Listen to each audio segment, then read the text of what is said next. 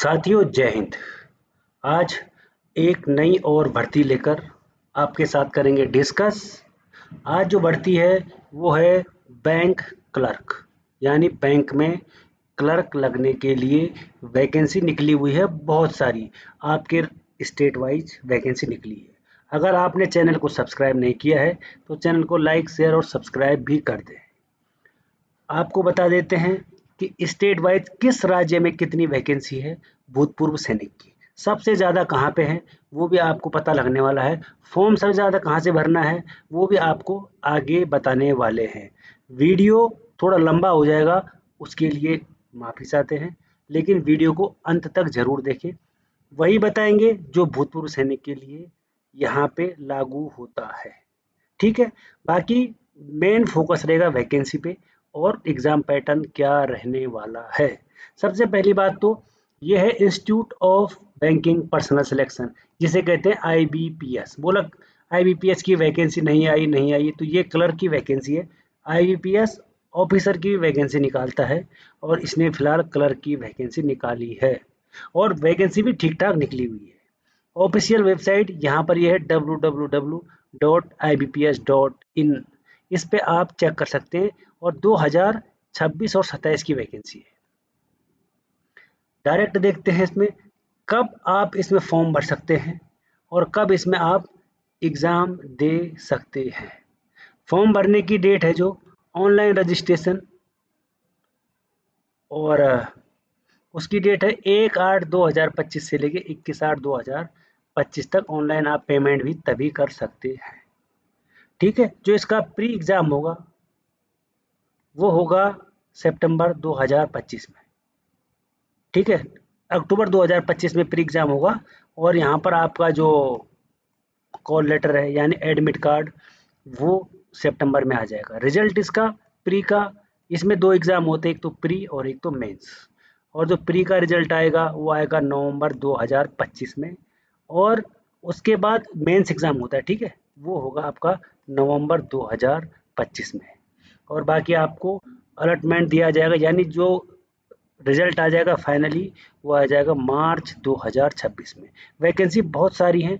अब डायरेक्ट जाते हैं कि क्या है भूतपूर्व सैनिक के लिए। बैंक कौन कौन से हैं देखो, bank of Baroda, Canara bank, Indian overseas bank, UCO bank, bank of India, central bank of India, PNB, union bank, Indian bank, Maharashtra और पंजाब एंड सिंध बैंक। आपको एक चीज़ और बता देता हूँ, अगर आप नए हैं तो इसमें बैंक में होता है फिटमेंट, यानी पे प्रोटेक्शन। जो एक्स सर्विसमैन है उसका पे प्रोटेक्शन हो जाता है। ठीक है, सैलरी सीधे 85,000 तक जाती है। यहाँ पे जो सैलरी की बात करूँगा तो इसलिए इस फॉर्म को जरूर भरें। कस्टमर सर्विस एसोसिएट के नाम से इसको जानते हैं।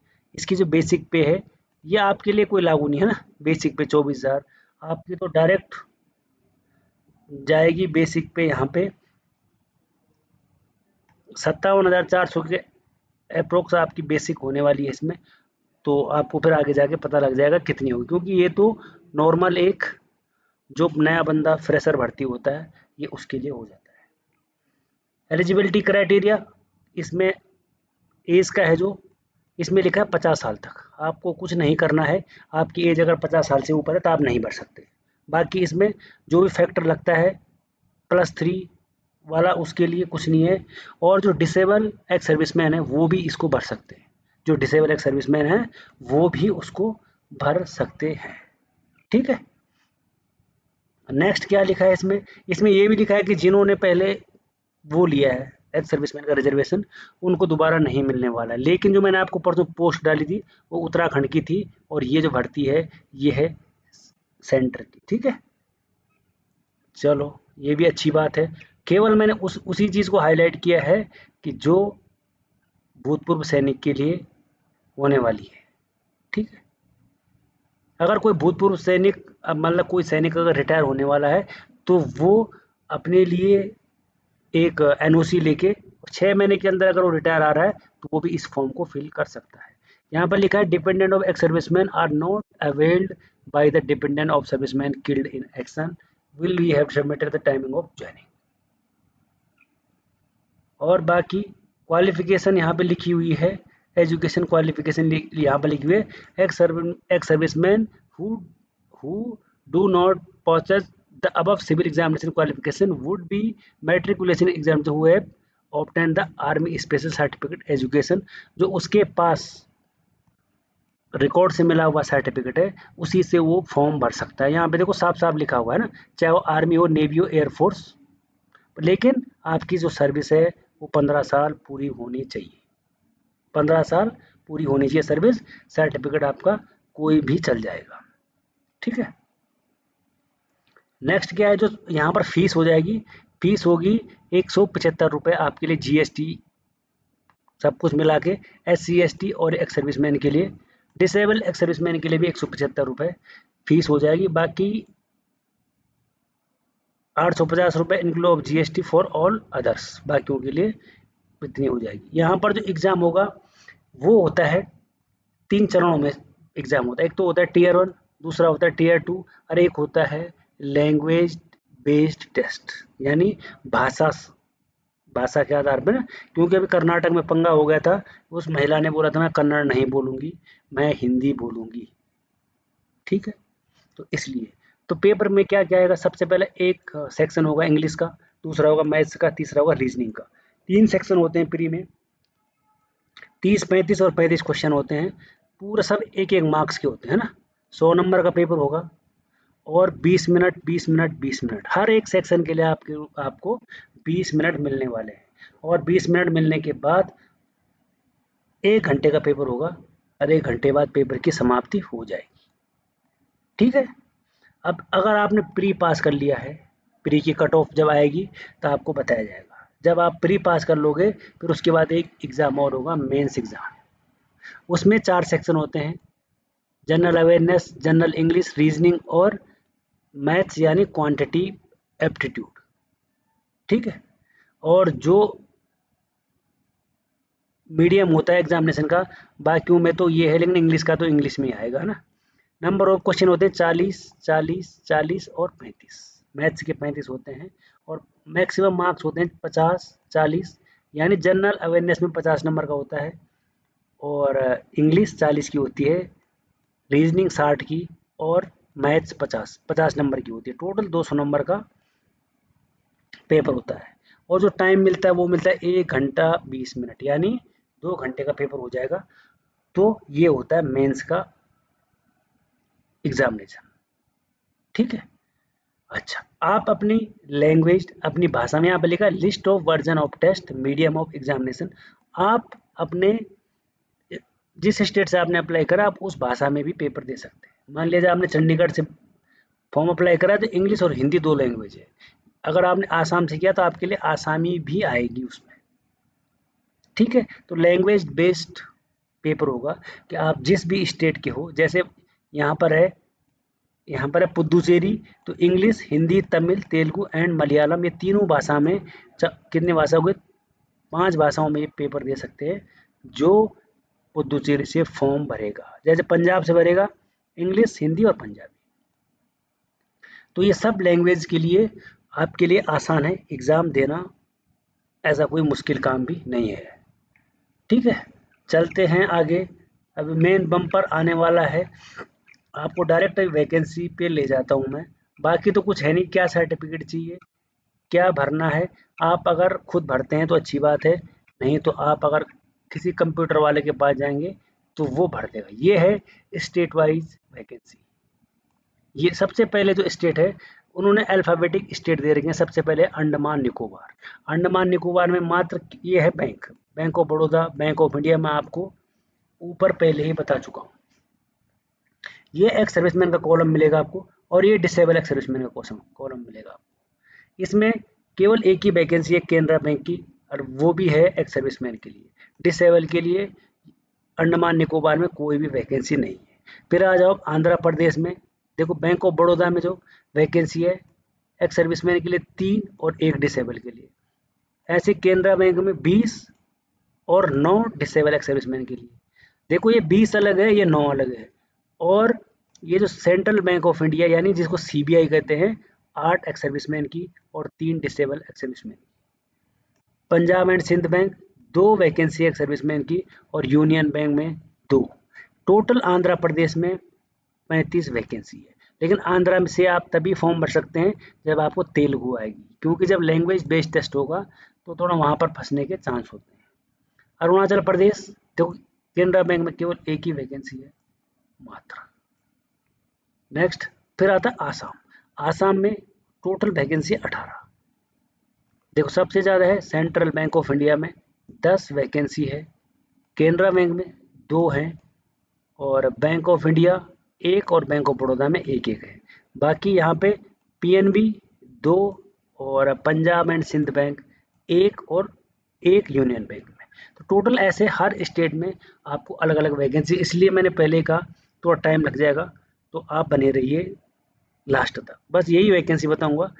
बैंक ऑफ महाराष्ट्र में देखो बिहार में 2 है, सेंट्रल बैंक में 6, केनरा बैंक में 6 और सेंट्रल बैंक में 18, और पंजाब नेशनल बैंक में 1 और पंजाब एंड सिंध में 2 और यूनियन बैंक में 1 वैकेंसी है बिहार में, और टोटल 30 वैकेंसी बिहार में होने वाली है। नेक्स्ट आ जाता है आपका चंडीगढ़। चंडीगढ़ में केवल देखिए 5 वैकेंसी है एक्स सर्विसमैन के लिए और 2 डिसेबल एक्स सर्विसमैन के लिए, ठीक है, और ये है Punjab and Punjab national bank में।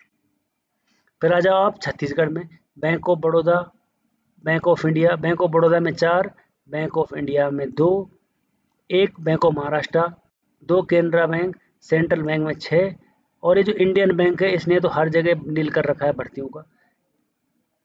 फिर इंडियन ओवरसीज में 1, पंजाब एंड सिंध में 1 और यूको यूनियन में 3। उसके बाद टोटल 20 वैकेंसी है छत्तीसगढ़ में। दादरा एंड नगर हवेली, यहाँ पर टोटली 2 वैकेंसी है किसकी, बैंक ऑफ बड़ौदा की, ठीक है, और टोटल 2 ही है बस। नेक्स्ट आता है दिल्ली। दिल्ली में बहुत वैकेंसी है, जो दिल्ली की लैंग्वेज है वो इंग्लिश और हिंदी है। तो दिल्ली की अगर मैं वैकेंसी बताऊँ आपको तो 40 वैकेंसी है। सबसे ज़्यादा जो वैकेंसी है 22, वो है पंजाब एंड नेशनल बैंक की। उसके बाद पंजाब एंड सिंध की 3, 2 सेंट्रल बैंक की, 7 केनरा बैंक की और 2 बैंक ऑफ बड़ौदा की वैकेंसी है। अगला आ जाता है गोवा। गोवा में बहुत कम वैकेंसी है, 2 bank of Baroda, Canara bank और सेंट्रल बैंक में 2 हैं, और 1 है आपकी बैंक ऑफ महाराष्ट्र में। और सबसे अच्छा है फॉर्म भरने के लिए स्टेट गुजरात।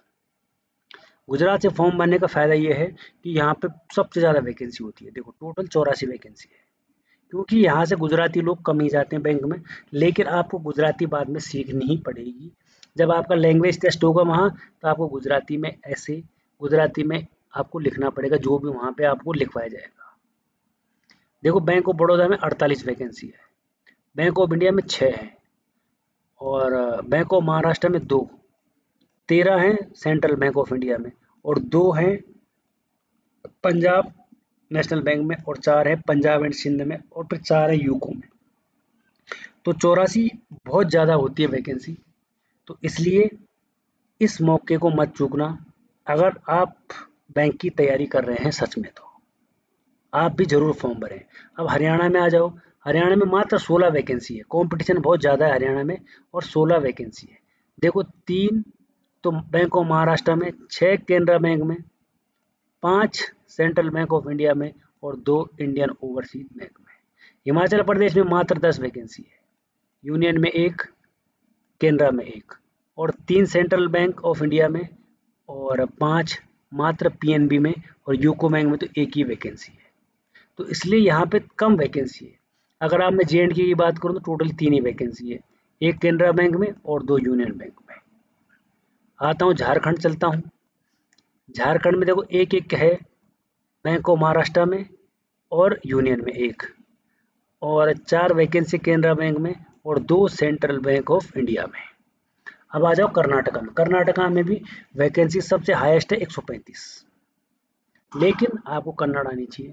देखो 45 वैकेंसी तो बैंक ऑफ बड़ौदा में, 5 बैंक ऑफ इंडिया में, 2 बैंक ऑफ महाराष्ट्र में, और 67 केनरा बैंक में 67 वैकेंसी, 5 यहाँ पर सेंट्रल बैंक में, 4 इंडियन ओवरसीज बैंक में, और यहाँ पर फिर 5 यूनियन बैंक में, और 2 वैकेंसी है पंजाब एंड सिंध बैंक में। तो टोटल हो जाती है 135। तो ये मौका अगर आप कहीं बाहर से देख रहे हैं तो ज़रूर इस पे अमल कीजिएगा। आते हैं केरला पे। केरला में एक्स सर्विसमैन को रिजर्वेशन नहीं मिलता स्टेट में, लेकिन सेंटर के लिए 31 वैकेंसी उनके लिए। देखो 16 वैकेंसी तो केनरा बैंक में है, बाकी 3 बैंक ऑफ बड़ौदा में, 2 बैंक ऑफ महाराष्ट्र में और 5-5 सेंट्रल बैंक और यूको बैंक में 5-5 वैकेंसी है। फिर आओ लद्दाख। लद्दाख में तो बिल्कुल 0 वैकेंसी और लक्षद्वीप में भी लक्षद्वीप में कोई वैकेंसी नहीं है। फिर आ जाता हूँ मध्य प्रदेश एमपी। एमपी में टोटल 61 वैकेंसी है 61। देखो 28 वैकेंसी तो सेंट्रल बैंक में है, 4 bank of Baroda, bank of India 6, 2 bank of Maharashtra और 11 केनरा बैंक में है, 1 इंडियन ओवरसीज, 6 पीएनबी में और 3 यूको बैंक में वैकेंसी है। ऐसे ही देखो हर स्टेट के लिए है। देखो महाराष्ट्र में जाओ आप, 111 वैकेंसी है। कितनी ज़्यादा है? बैंक ऑफ बड़ौदा में 15, 8 बैंक ऑफ इंडिया में, 30 बैंक ऑफ महाराष्ट्र में, 11 केनरा में और 28 सेंट्रल बैंक ऑफ इंडिया में, 12 इंडियन ओवरसीज, 5 पीएनबी और यूनियन में 2 वैकेंसी है। तो दोस्तों वैकेंसी बहुत ज़्यादा है। अब आ जाओ मणिपुर में तो एक वैकेंसी है, एक टोटल 2 वैकेंसी है। फिर मेघालय में भी एक टोटल एक ही है, पीएनबी में है बस। मिजोरम में एक वैकेंसी है, वो भी यूनियन बैंक में। तो यहाँ पे लोग थोड़ा कम जाते हैं। नागालैंड में एक वैकेंसी है और लेकिन अगर आप उड़ीसा में आओगे तो उड़ीसा में भी 23 वैकेंसी है, लेकिन यहाँ कंपटीशन कम है। देखो बैंक ऑफ बड़ौदा में ऐसे 3 वैकेंसी है, यूनियन बैंक में सबसे ज़्यादा, यहाँ पे केनरा बैंक में 8। देखो पुदुचेरी में 9 वैकेंसी। अब आ जाओ पंजाब में, जहाँ कंपटीशन होता है, 27 वैकेंसी है। सबसे ज़्यादा किस किस बैंक में? 5 5 5 5। एक तो पंजाब एंड सिंध में, पंजाब नेशनल में, सेंट्रल बैंक में और केनरा में 5 5 5 वैकेंसी है। बाकी तो एक एक और एक, 3 1 और बैंक ऑफ इंडिया में 2 2 वैकेंसी है। राजस्थान कंपटीशन ज़्यादा है, टोटल 37 वैकेंसी है। हाईएस्ट बैंक ऑफ बड़ौदा ने 16 वैकेंसी दे रखी है यहाँ के लिए। बाकी 7 सेंट्रल बैंक ने और 5-5 केनरा और पंजाब नेशनल बैंक ने यहाँ पे। और डिसेबल को तो मैं भूल ही गया, डिसेबल की भी बहुत सारी वैकेंसी है। देखो 4 बैंक ऑफ बड़ौदा में और 2 पंजाब नेशनल बैंक में। अब आ जाओ सिक्किम में, कोई वैकेंसी नहीं है। फिर आ जाओ तमिलनाडु। तमिलनाडु में टोटल 93 है। सबसे ज़्यादा है केनरा बैंक में 45, उसके बाद सेंट्रल बैंक में 12 और यहाँ पर केनरा बैंक ने डिसेबल एक्स सर्विसमैन के लिए 20 वैकेंसी निकाली है। 15 बैंक ऑफ बड़ौदा ने निकाली है, 4 बैंक ऑफ महाराष्ट्र ने निकाली है, 6 पंजाब नेशनल बैंक और इंडियन ओवरसीज बैंक ने 5 निकाली है। तेलंगाना की बात करता हूँ, तेलंगाना में 24 वैकेंसी है। सबसे ज़्यादा केनरा बैंक ने निकाली है, इंडियन ओवरसीज ने 2 और 5 बैंक ऑफ बड़ौदा ने निकाली है। फिर आ जाओ त्रिपुरा में एक ही वैकेंसी है। फिर आ जाओ उत्तर प्रदेश, सबसे बड़ा गढ़ उत्तर प्रदेश, लेकिन यहाँ पर भी कम वैकेंसी है, 129। सबसे ज़्यादा वैकेंसी है 41 केनरा बैंक ने, 24 बैंक ऑफ बड़ौदा ने, 22 सेंट्रल बैंक ऑफ इंडिया ने, 12 पंजाब नेशनल ने और यूनियन बैंक ने 16 वैकेंसी यहाँ पर निकाली हुई है। 4 इंडियन ओवरसीज बैंक ने भी यहाँ पे निकाली हुई है। अब आ जाओ उत्तराखंड, मात्र 14 वैकेंसी है। Bank of Baroda 4, bank of India 2 1 3 1 2 1। Punjab national ने मात्र 2 वैकेंसी दी है, उत्तराखंड को सौगात नहीं है। अब आ जाओ वेस्ट बंगाल में, बंगाल में 52 वैकेंसी है टोटल। देखो 16 तो सेंट्रल बैंक और पीएनबी ने ही दिया इनको, उसके बाद 4 बैंक ऑफ बड़ौदा और बैंक ऑफ इंडिया और 8 केनरा बैंक ने और 2 बैंक ऑफ महाराष्ट्र ने दिया है। तो दोस्तों ये तो था वैकेंसी डिटेल, सब कुछ आपको बता दिया है। ठीक है, ये हैं आपके सेंटर कि एग्जामिनेशन सेंटर कहाँ होगा। देखो प्री का कहाँ होगा, पोर्ट ब्लेयर, मेंस का पोर्ट ब्लेयर में है और आंध्रा का ये पूरे सेंटर आपके नज़दीकी क्षेत्र में जहाँ जहाँ होंगे। दिल्ली का बता देते हैं, दिल्ली, न्यू दिल्ली, एनसीआर, फरीदाबाद और गाजियाबाद। ऐसे मेंस का भी है। हरियाणा का देखो अम्बाला, फरीदाबाद, हिसार, गुरुग्राम, कुरुक्षेत्र। सेम मेंस का भी आपको वहीं पर मिलने वाला है। ठीक है। और जैसे महाराष्ट्र में अहिल्यानगर, अमरावती, बांद्रा, छत्रपति शिवाजी टर्मिनल नगर, औरंगाबाद, चंद्रपुर, तो आपको ये मेंस में मिलने वाले। जहां आप प्री में भरोगे तो आपको मेंस में भी करीब करीब वहां पर देखने को मिल जाएगा। उत्तर प्रदेश में आगरा, अलीगढ़, बरेली, फैजाबाद, गाजीपुर, गाजियाबाद, गोरखपुर, झांसी, तो आपको सेम यहाँ पर सेंटर भी देखने को मिलेंगे। ठीक है। अब बाकी तो बहुत लंबा चौड़ा है कि कैसे फॉर्म भरना है, वो जब आप वहाँ जाओगे तो फॉर्म भी भर ही दोगे। तो साथियों, ये तो था आज का बिल्कुल अपडेट। इसको मत छोड़ना प्लीज़, मेरी आपसे रिक्वेस्ट है कि इस पेपर को मत छोड़ना। वैकेंसी बहुत है, आप किसी भी स्टेट से भर लेना, लैंग्वेज सब सीख जाते हैं, कोई भी दिक्कत नहीं, पहले आप पेपर निकालिए। पैटर्न आपको बता दिया है, उम्मीद करता हूँ कि आप इसे ज़रूर भरेंगे। तो फिर मिलेंगे एक और नई अपडेट के साथ। अगर किसी बैंक ने वैकेंसी को अपडेट कर दिया तो फिर मिलेंगे। तब तक के लिए थैंक यू और धन्यवाद। और अगर आपने चैनल को फिर सब्सक्राइब नहीं किया तो चैनल को ज़रूर लाइक और शेयर और सब्सक्राइब ज़रूर करें, ताकि आपको प्राइवेट जॉब और सरकारी जॉब की अपडेट लगातार मिलती रहे। तब तक के लिए जय हिंद, धन्यवाद।